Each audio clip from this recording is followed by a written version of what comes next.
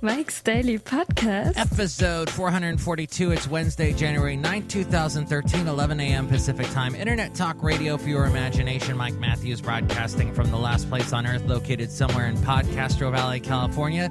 Today we hear from Madame Rootabega, Valentino, Bison Bentley, plus we bring you the segment MAUR, or Mike's Absolutely Useless Review, about a movie that makes some people laugh and some people hate adults. Mike's Daily Podcast. And an asteroid is passing by the Earth today, but it won't have any dramatic result. Mike's Daily Podcast. The asteroid's called Apophis, and it's going to pass by again in 2029. And when it does that, it'll be a lot closer, 30,000 kilometers. Oh my.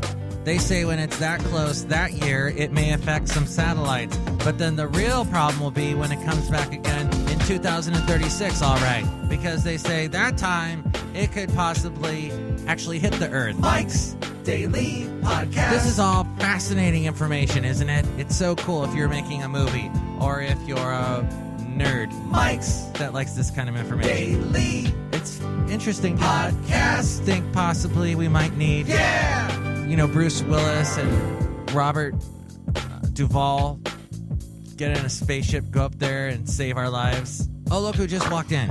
Hello, Michael Matthews. This is Madame Rootabega. Are you cold, madam? Yes, a little bit. I catch the chills.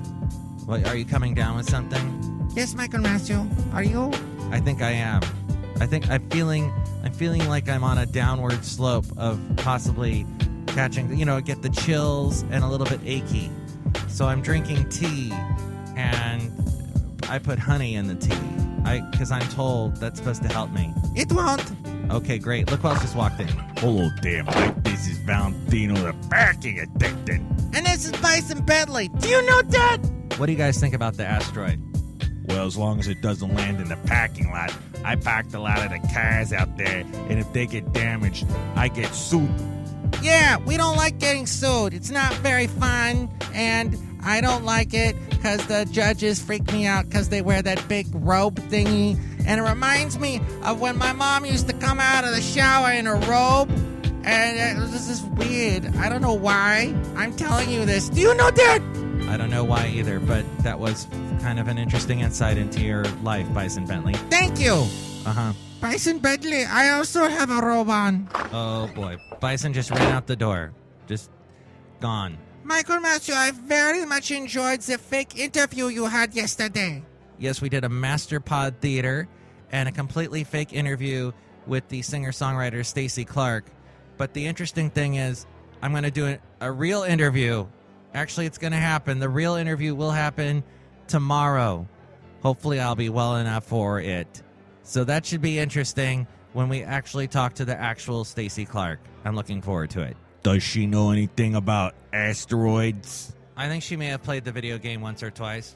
I love that game! Yes, it was a fun game. Kind of bent the rules of reality as far as soon as you leave one side of the screen, you pop up on the exact opposite side of the screen. Where does that actually happen in real life?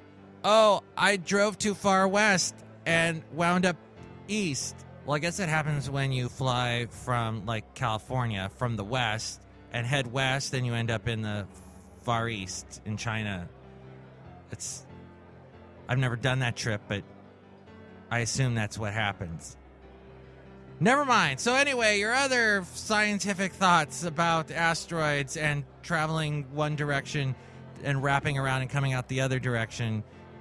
Atari physics, we'll call it. You can comment at mikesdailypodcast@gmail.com, and we read your comments on the section called Emails from Email. We also are looking for sponsors and guests for the show. You can email me if you'd like to be one, mikesdailypodcast@gmail.com. We also have the website, mikesdailypodcast.com, and that's got all the links to where to find us on iTunes. And if you subscribe to the show on iTunes, then more people find out about us. Yay. Also, our link to Facebook, our Twitter, our Yelp, and where to find us on YouTube, where there is a new Mike's Daily Post podcast with Basil the Boxer. All there at mikesdailypodcast.com. And the blog, too. Mike's absolutely useless review. So I think I told you a couple podcasts ago that I saw the movie This Is 40 with Leslie Mann and Paul Rudd, and I think I said that I liked it. Well, yesterday I was listening to another podcast that 3 women host, and they're really smart ladies, and they totally ripped apart the movie. They did not like it. They had problems with Judd Apatow's 2 girls that are in the movie, and they said they're horrible actresses. They said Leslie Mann is grating and annoying.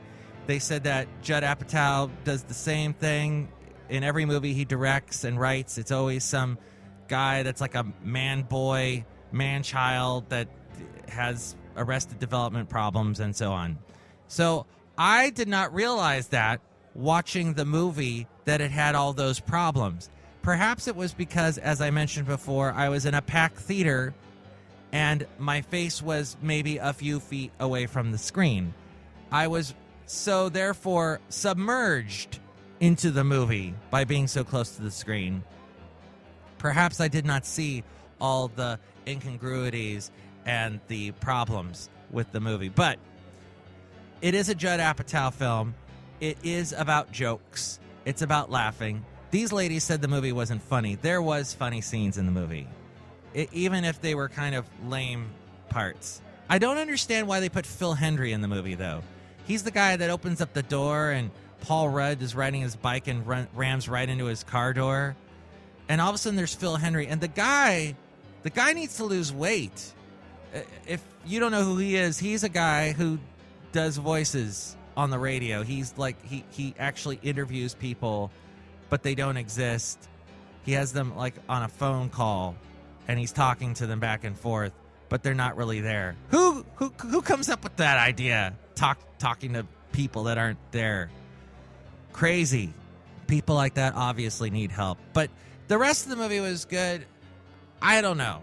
You have to be a Judd Apatow fan. Had to have like Knocked Up and the 40-Year-Old Virgin and Funny People. He did have a hand in Bridesmaids, but that was directed by somebody else. But you do have the Melissa McCarthy from Bridesmaids in this movie, and she is fantastic. And there is a lot of improv going on. It's sort of the philosophy of we're going to write a script, but we're also going to allow any improvisation that happens, because that's what's really funny, because it's totally a surprise and unpredictable, and it makes people laugh. If you don't buy into that philosophy of comedy, if you don't like watching a bunch of 40-year-olds bitching and complaining about their lives, if you don't like Judd Apatow, then don't see this movie. But as to Judd Apatow's daughters not being good actresses, I thought they were awesome. You know, this movie reminds me of the TV show Modern Family, because you have these middle-aged people running around dealing with craziness in their life. Of course, Modern Family is a much more heightened comedic reality, but it is the kids in Modern Family. I cannot understand when they talk. I must be old. I must be middle-aged and have lost all hearing. But they slur their words so badly. It is so difficult to understand them, and they rush the words together so quickly. I didn't get that from Judd Apatow's kids. And then the other thing I wanted to review, have an absolutely useless review about, is the new season of Biggest Loser, where they brought back Jillian Michaels, and I did not realize how much I missed Jillian Michaels.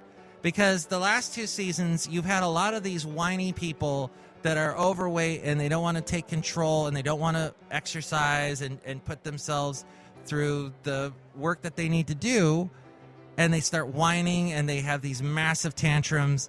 And Jillian Michaels does not stand for it. She brings the hammer down. And I love that about her. I did not realize how much in love I was with her. So the first 2 episodes that I have seen have been fantastic.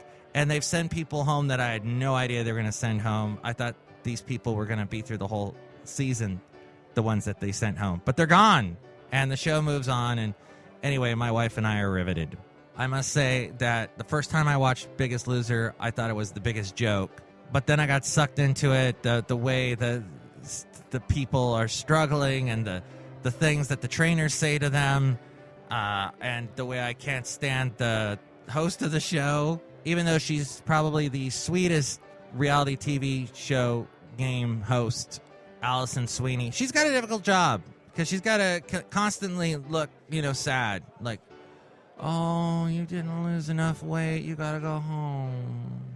She's got to do that all the time and get paid gazillions of dollars for doing that. But she's been doing it for many seasons now. I'm amazed. Anyway, the show can be very inspirational, and it gets good ratings, so it'll be around a while. As we go outside of the last place on earth where we bring you Mike's Daily Podcast somewhere in Podcastro Valley, California. And here's today's podcast picture. Well, it was a hot, hot day that photo was taken, and it was in Washington, D.C., and I'm on the steps of the Capitol. It was May 2011. Actually, that was the month that this podcast started. And it was a hot one. We were in Washington, D.C. because my friend Colin was getting married to the lovely Courtney, and we went out there to see them get married, and then we said, hey, let's go to Washington, D.C. and check out all the sites my wife had never been. So that was on that excursion, and there is the Capitol where all that craziness and fiscal cliffing and the next part, the debt ceiling, is going to be happening. Oh, and of course, the inauguration will be happening there very soon. Lots of stuff, as always, going on in D.C. Michael Matthew, I enjoyed This Is 40 because I am also 40. You're not 40. You're like 40,000 years old. I might be. Well, that's keeping us guessing. And I shouldn't try and guess your age because you're a woman, and that's not nice. You're right, Michael Matthew. I have to punch you. I really don't. You punch pretty hard for someone that might be sick. I think I'm coming down with something. Me too. Don't get sick, Mike, because there's this cool asteroid flying over the Earth right now, day. And you've got to interview Stacy Clark tomorrow, day. Oh, that's right. Okay. Yeah, Mike, you can't shirk your earthly duties. Do you know that? Bison, look, Madame Rootabega is still in a bathrobe. Do you know that? Oh, he jumped in a river and swam away. I wonder what Allison Sweeney would say. She would say, your current weight is. Yeah, she says, your current weight is a lot. Okay, I gotta stop thinking about that show. And asteroids. And Madame Rootabega in bathrobes. I look so nice. It's terry cloth. I know. Tomorrow, we will bring you the segment Into an Interview with our second attempt at interviewing singer-songwriter Stacy Clark. Plus, we'll hear from Shelley Shuhart, Floyd the Floorman, and John Deere the Engineer. Mike's Daily Podcast is written and produced and performed by Mike Matthews. His podcast is super easy to find. Download or listen to his show and read his blog at mikesdailypodcast.com. Email Mike now at mikesdailypodcast@gmail.com. See you tomorrow. Bye.